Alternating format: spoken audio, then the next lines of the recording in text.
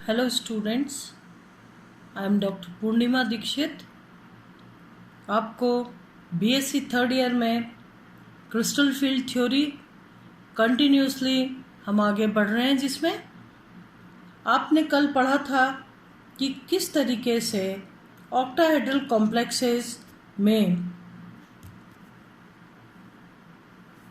जब 6 लिगेंड 6 अक्ष पर से आते हैं, x minus x, y minus y, z minus z, तो संभ्रांश डी कक्षक या 5 समान ऊर्जा के जो डी कक्षक है, जो संभ्रांश डी कक्षक है, ये हम अष्टफलकी की बात कर रहे हैं, 2 ऊर्जा स्तरों में विभाजित हो जाते हैं। और चूंकि जब ये 6 लिगेंड 6 अक्ष पर से आते हैं, तो वो डी कक्षक जो अक्ष पर यानी जिनकी पालियां अक्ष पर रहती हैं, उनसे इन लिगेंड्स का अधिक प्रतिकर्षण होता है। और ये लिगेंड्स 6 अक्षों पर से आते हैं अष्टफलकीय संकुल के केस में, इसलिए वो डी कक्षक जिनकी की पालियां अक्ष पर रहती हैं, कौन कौन से, d x square y square and d z square, तो ये कक्षक उन लिगेंड से अधिक प्रतिकर्षित होते हैं। और अधिक प्रतिकर्षण के कारण ये 2 डी कक्षक, ईजी कक्षक जिन्हें हम कहते हैं d x square y square और डी जेड स्क्वायर, उच्च ऊर्जा स्तर पर चले जाते हैं। और बाकी के जो 3 डी कक्षक रह गए हैं, जिनको कि हम T2G कक्षक कहते हैं, d x y, d y z, d x z, जिनकी की पालियां अक्षों के मध्य होती हैं, ये कम प्रतिकर्षित होते हैं और ये निम्न ऊर्जा स्तर पर चले जाते हैं। इस प्रकार से d x y, d y z, d x z समान ऊर्जा के 3 कक्षक होते हैं। T for triply 3, 2 symmetry element है, G फॉर जीरेड। जीरेड क्या होता है? जीरेड का मतलब होता है कि जब भी हम किसी भी कक्षक को 180 डिग्री के कोण पर घुमाएं तो समान संरचना प्राप्त हो। जैसे कि आप जानते हैं कि जो P कक्षक होते हैं, डंबल शेप्ड के होते हैं P कक्षक, और इस प्रकार से P कक्षक की एक पाली पॉजिटिव और एक पाली नेगेटिव होती है। अगर हम इसको 180 डिग्री से 180 डिग्री से हम घुमाते हैं तो क्या संरचना मिलेगी? अब ये मिलेगी हमको इसी प्रकार के P कक्षक मिलेंगे, जिसमें ऋण भाग ऊपर होगा और धन भाग नीचे होगा। यानी आपको समान संरचना नहीं मिल रही है, इसलिए ये कक्षक अनजीरेड या U से हम इसको प्रदर्शित करते हैं। जबकि यदि आप D कक्षक को देखें तो D कक्षक जो है, अगर आप d x square y square को देखें या डी एक्स वाई,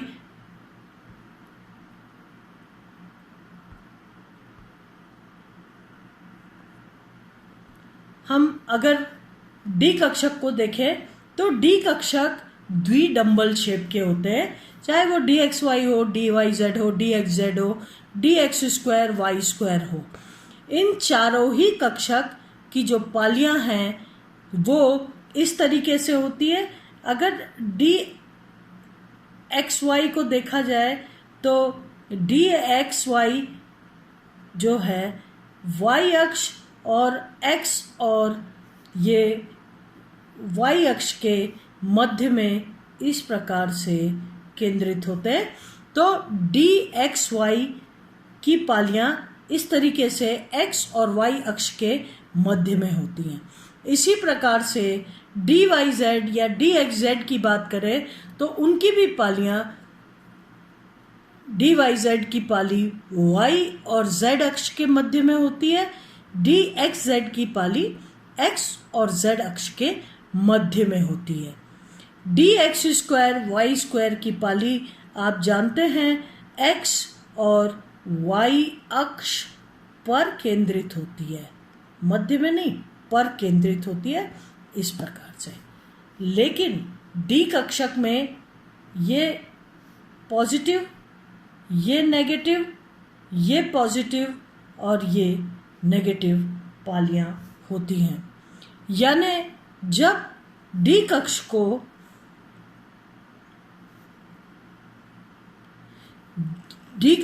को 180 डिग्री से अगर घुमाया जाए, 180 डिग्री से अगर घुमाया जाए तो क्या बनेगा? यही समान संरचना आपको प्राप्त होगी इस प्रकार से, और इस प्रकार से ये पॉजिटिव पार्ट जो है वो यहाँ आ जाएगा, या ये पॉजिटिव घूम के यहाँ आ जाएगा, तो आपको समान संरचना मिलती है।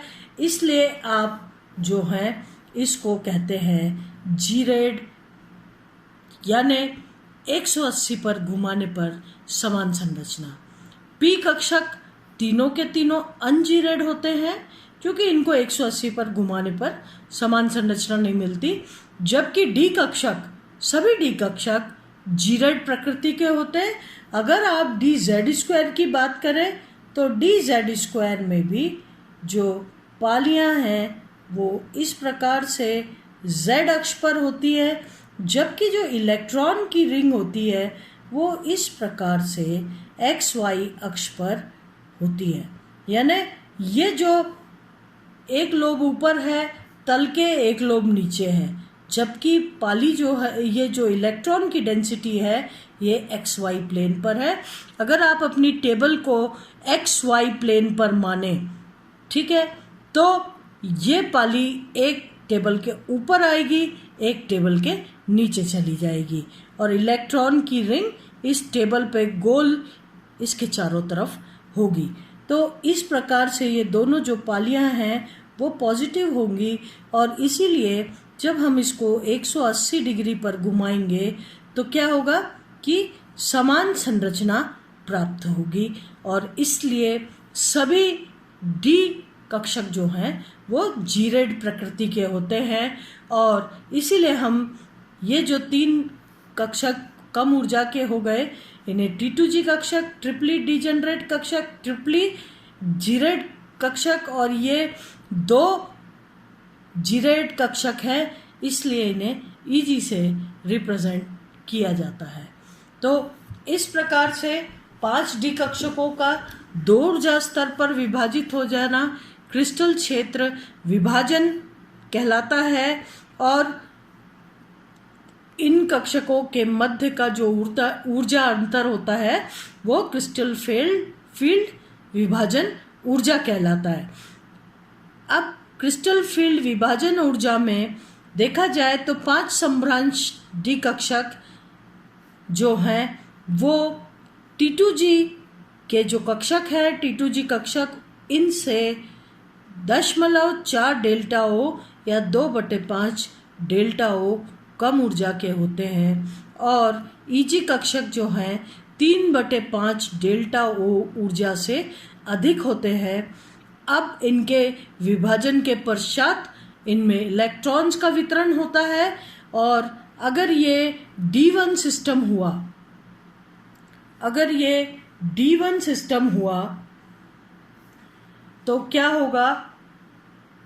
इनकी जो स्थायीकरण ऊर्जा का मान कैसे निकालेंगे?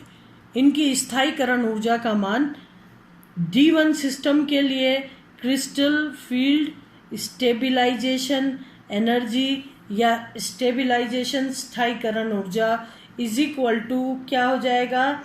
2/5 डेल्टा ओ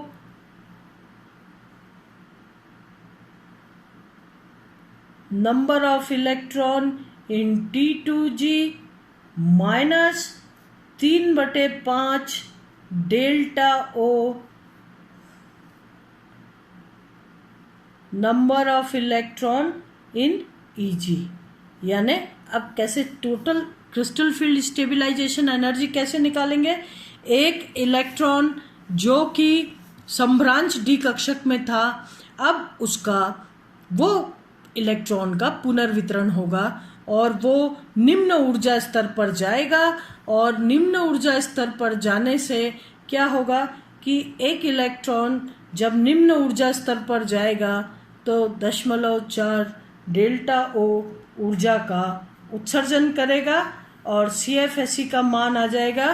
क्योंकि यहाँ पर तो कोई भी नंबर ऑफ इलेक्ट्रॉन नहीं है, इसलिए ये 0 हो जाएगा और यहाँ पर जो इलेक्ट्रॉन है वो निम्न ऊर्जा स्तर पर आएगा, 2/5 डेल्टा ओ से स्थायी करेगा, यानी 0.4 डेल्टा ओ, -0.4 डेल्टा ओ। तो या इसको हम लिख रहे हैं 0.4 डेल्टा ओ माइनस ये 0। तो कुल मिलाकर के D1 सिस्टम के लिए क्या आ गया, ये D1 सिस्टम के लिए आया CFSE का मान 0.4 डेल्टा ओ। ठीक है, इसी प्रकार से D2 सिस्टम, अभी इलेक्ट्रॉन्स उच्च ऊर्जा स्तर पर जा ही नहीं रहे हैं जो कि हमको EG लेवल पे कोई इलेक्ट्रॉन लिखना पड़े। हम जानते हैं कि 3 T2G कक्षक हैं जो कि समान ऊर्जा के हैं और पहले इलेक्ट्रॉन्स का डिस्ट्रीब्यूशन इनमें होगा और इसके पश्चात उच्च ऊर्जा स्तर पर होगा। ठीक है, तो अब D2 सिस्टम के लिए क्या होगा, D2 सिस्टम के लिए CFSE का मान 2/5 डेल्टा ओ, यहाँ पर इलेक्ट्रॉन की संख्या थी 1, इसलिए हुआ 0.4 डेल्टा ओ। D2 सिस्टम के लिए ये हो जाएगा 0.8 डेल्टा ओ। D3 सिस्टम के लिए हो जाएगा 1.2 डेल्टा ओ। D4 सिस्टम यानी D3 सिस्टम तक तो T2G कक्षक में हुन्स रूल का पालन करते हुए इलेक्ट्रॉन आने लगे और एक इलेक्ट्रॉन तीनों T2G कक्षक में आ गए। बात अब उठती है D4 सिस्टम के लिए। D4 सिस्टम में दो बात हो सकती है, या तो इलेक्ट्रॉन T2G कक्षक में पेयरिंग करें, युग्मन करें, या फिर वो इलेक्ट्रॉन ऊपर के ऊर्जा स्तर पर जाए। सीधी सी बात है, इसके लिए दो चीज है, या तो युग्मन ऊर्जा, ठीक है, युग्मन ऊर्जा, और या फिर अगर डेल्टा ओ का मान कम है तो इलेक्ट्रॉन उच्च ऊर्जा स्तर पर चला जाएगा। यानी दो प्रकार की ऊर्जा हो गई, कौन कौन सी, एक तो पेयरिंग एनर्जी जिसको हम P से रिप्रेजेंट करते हैं, पेयरिंग एनर्जी, या पाई से रिप्रेजेंट करते हैं, और नंबर 2 पर हो गया डेल्टा ओ, है ना।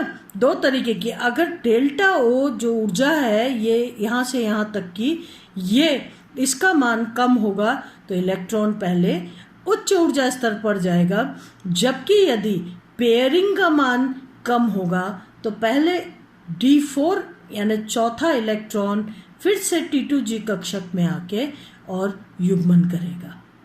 ठीक है, यानी अब खास बात यह है, इस चीज़ को बहुत ध्यान रखिए कि दो प्रकार की ऊर्जा की बात करेंगे। D3 सिस्टम तक तो ये नीचे के T2G कक्षक में आ रहे हैं और D1 के लिए 0.4, D2 के लिए 0.8 और D3 के लिए 1.2 ऊर्जा डेल्टा ओ ऊर्जा का उत्सर्जन हो रहा है। लेकिन अब 2 पॉइंट आते हैं D4 सिस्टम के लिए, या तो डेल्टा ओ का मान अधिक है तो पहले पेयरिंग होगी, ठीक है, यानी स्थिति होती है delta O is greater than pairing, और दूसरी स्थिति यह आती है कि पेयरिंग या P is greater than delta O.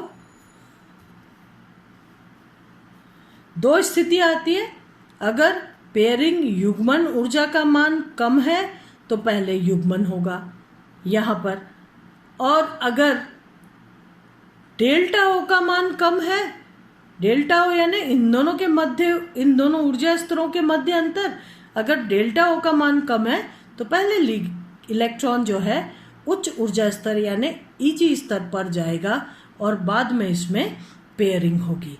तो अब D4 सिस्टम के लिए दो स्थितियां आती हैं, या तो डेल्टा ओ अधिक हो पेयरिंग से तो पहले पेयरिंग होगी, और यदि पेयरिंग कम हो डेल्टा ओ से तो delta O is greater than pairing, तो पेयरिंग पहले होगी, और pairing is greater than delta O तो उस कंडीशन में क्या होगा, pairing is less than delta O. देखिए ये delta O is greater than pairing, तो डेल्टा ओ स्थिति होगी यानी इलेक्ट्रॉन ऊपर जाएगा। पेयरिंग इज ग्रेटर देन, पहले पेयरिंग होगी, डेल्टा ओ का मान, अगर डेल्टा ओ का मान अधिक होगा तो पहले पेयरिंग होगी, तो डेल्टा ओ का मान अधिक है तो पहले पेयरिंग होगी यानी इलेक्ट्रॉन निम्न ऊर्जा स्तर पर जाके पेयरिंग करेगा, और यदि पेयरिंग का मान अधिक है तो इलेक्ट्रॉन क्या करेगा, ये डेल्टा ओ ऊर्जा को ग्रहण करके उच्च ऊर्जा स्तर पर चला जाएगा।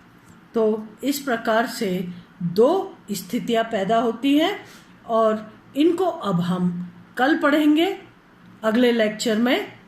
और उसके साथ ही क्या पढ़ेंगे आप, क्रिस्टल फील्ड स्टेबिलाईजेशन एनर्जी, यानी D1, D2, D3 सिस्टम के लिए क्रिस्टल फील्ड स्टेबिलाईजेशन एनर्जी का मान आपने पढ़ा। D4 सिस्टम के लिए अब दो तरीके के स्थितियां हो सकती हैं, या तो डेल्टा ओ अधिक हो तो पहले पेयरिंग होगी T2G कक्षक में, और अगर डेल्टा ओ कम हो तो पहले इलेक्ट्रॉन उच्च ऊर्जा स्तर पर जाएंगे और बाद में पेयरिंग होगी। इन स्थितियों के लिए क्रिस्टल फील्ड स्टेबिलाईजेशन एनर्जी का मान हम कल पढ़ेंगे अगले लेक्चर में। मैं डॉक्टर पूर्णिमा दीक्षित आपको crystal field theory BSc part 3 chemistry का फर्स्ट पार्ट, सेकेंड यूनिट का फर्स्ट पार्ट पढ़ा रही हूँ। धन्यवाद।